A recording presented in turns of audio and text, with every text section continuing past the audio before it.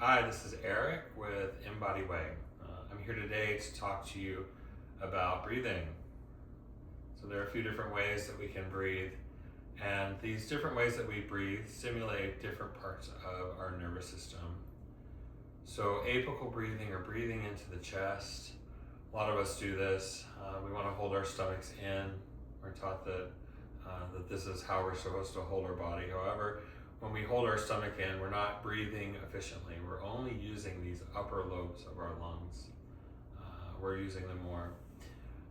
This does a couple things. It stimulates the fight or flight part of our nervous system. It tells us that there's a bear chasing after us, that we need to hold all of our energy and tension in our muscles so that we can get ready to run or fight. It tells our pupils to dilate, the hair to stand up on end, some species more than others. But these are a few things that part of our nervous system does. It also activates the muscles in our neck that attach to our ribs, so that every time we take a breath, we engage that muscle to lift up on the rib cage so that we can get a fuller breath using this part of our lungs. The pec minor also attaches into the ribs, so that is engaged when we take a breath up into our chest. The other part of breathing, another part of our lungs that we can use, is our lower lungs, our diaphragmatic breathing. Diaphragm attaches to the ribs, and when we take a breath, it engages. When we take a breath with our diaphragm, it engages and contracts and pulls down and pushes our abdominal contents out, so we can feel our belly and our lower back start to expand. What this does, it stimulates the part of our nervous system that says, hey, there's not a bear chasing after me. I can take the tension and all that energy out of my extremities and send it to the core for more healing, more restorative activities like rest and digest, feed, breathe, these things that are controlled by the vagus nerve. The vagus nerve is actually, there's a hole in the middle of the diaphragm that contains vein, artery, and nerve, and this is the vagus, where the vagus nerve. So when you breathe, physically, the diaphragm is actually rubbing against and stimulating that nerve. And it tells us to let go of tension and send the energy towards our core. This is also where our innate healing abilities come alive. When we're activated constantly, we're in this state of stress, we can't integrate our day. We can't move to that integration part of our nervous system where all the work that we've done starts to become part of our body. So a couple different ways that we can train ourselves to diaphragmatic breathing is one, we can put one hand on our chest and one hand on our stomach and just take a few normal breaths. See, is this hand moving all the time? Or am I breathing and allowing my stomach to come out, my diaphragm to contract, and my stomach and low back to start to expand using those lower lobes of my lungs? When we do that, maybe we can try practicing. We can try training ourselves, set a timer for a minute or two, and just try to keep this hand completely still when you inhale and get this hand moving. So here's a couple different ways we can breathe up here. My neck is constantly being contracted every time I take a breath, and it gets overused. Or we can try to keep this hand still and contract that diaphragm. This hand stays still. This hand moves. This may be challenging at first, but it's a practice, so be gentle with yourself and keep trying. The other way that we can start to engage the diaphragm is we can focus on an extended exhale. So we can inhale for a count of 4 and exhale for a count of 6. And what that does is when we exhale all that we've inhaled for 4. When we get to 4, when we exhale, and we continue to exhale, so we really start to empty out those lungs. And when we take another breath in, it creates a vacuum and starts to fill the lower lungs and the upper lungs at the same time. So if we inhale, 2, 3, 4, exhale, 2, 3, 4, 5, 6. Try it again. Inhale, 2, 3, 4, exhale, 2, 3, 4, 5, 6.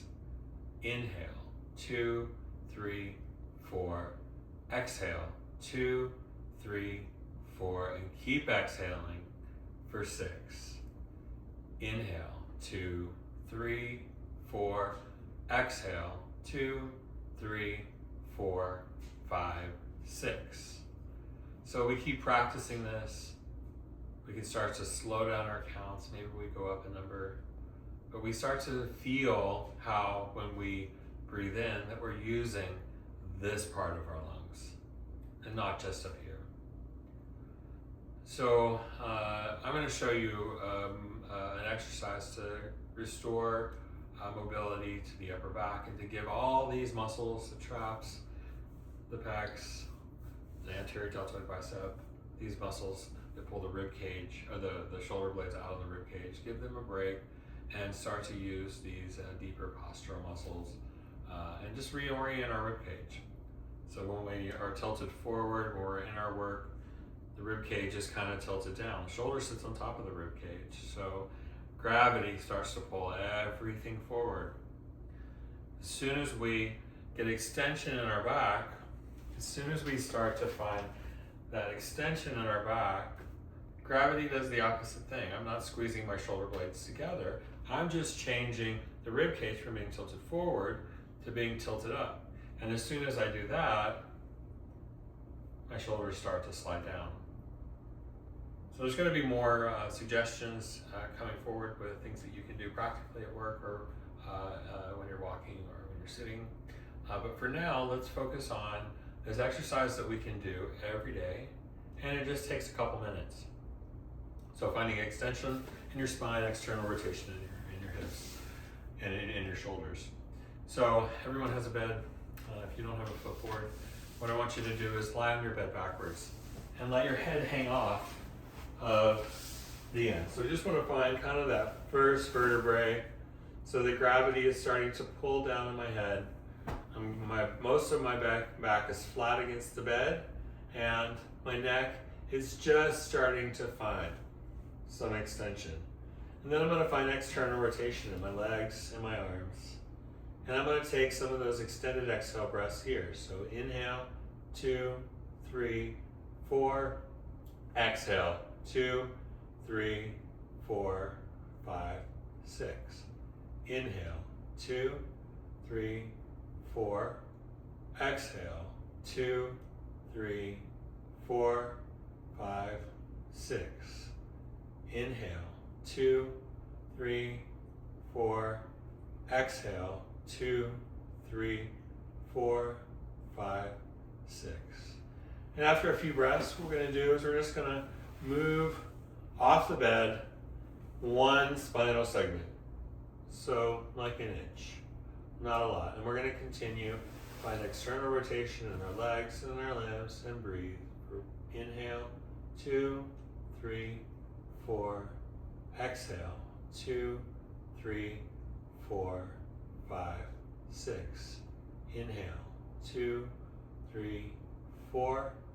Exhale, 2, 3, 4, 5, 6. Inhale, 2, 3, 4. Exhale, 2, 3, 4, 5, 6. Make another adjustment off the bed. Move one more inch so that the next segment of your spine starts to get extended with gravity pulling my hands, gravity pulling the top of my head into extension. And straighten the legs, or if we start to find our low back popping off of the table, engage the core and push it down, or bend the legs and allow that low back to be flat so that the spin, the extension, does not come from that low back, it comes from the upper back. So after 3 breaths here, we're going to move up one more spinal segment. If it feels really good or really necessary when you get to one, like right here, I'm feeling maybe I'm going to stay here for 6 breaths so that I get a little bit more relaxation here. Another thing that we can do is when we breathe in, we can start to just notice, where do I feel tension? Where do I feel stuck? Where do I feel an adhesion? And then when you exhale, just try to relax that feeling a little. With every exhale, we just try to relax a little more, to let go a little more. Continue to feel the belly bellow, the belly move and come out. Continue to feel the low back press against the table as you inhale. 3, 4, and exhale. 2, 3, 4, 5, 6. Continue down to the next segment and continue breathing with those intentional, deep, lower belly breaths.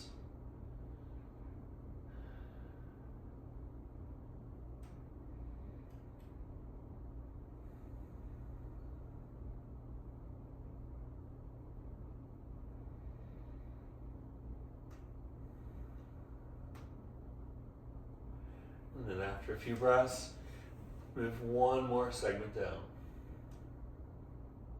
Again, if you feel this in your lower back, press your lower back into the table. Contract your core. You can think of stitching your lower ribs in towards your hips, while still relaxing through the shoulders, relaxing through the spine. If you feel tension, you can give yourself a little bit of a shake. Sometimes this helps you release a little bit more, and then go back to your breathing.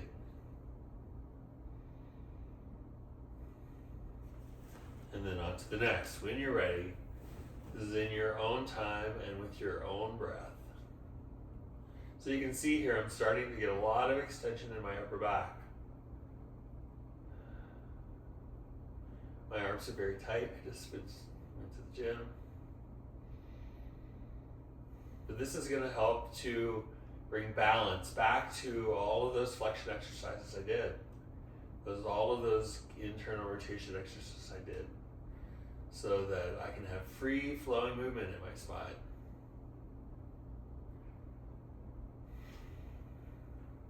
So I invite you to do this every day. It takes 2 or 3 minutes sometimes. Maybe when you first wake up, if you wake up and you feel like you have a stiff back, maybe try that when you first wake up. After you've done hours of sitting at a computer, definitely good time to do this. After, if you're a gamer, after you've been playing a game for 3 hours and you've been holding this position where your traps are engaged, your spine is flexed, and you're really in your game, maybe try it then. Whatever we do that holds our body in this position is a good idea to find, at least at some point in the day, the opposite position. I hope this helps.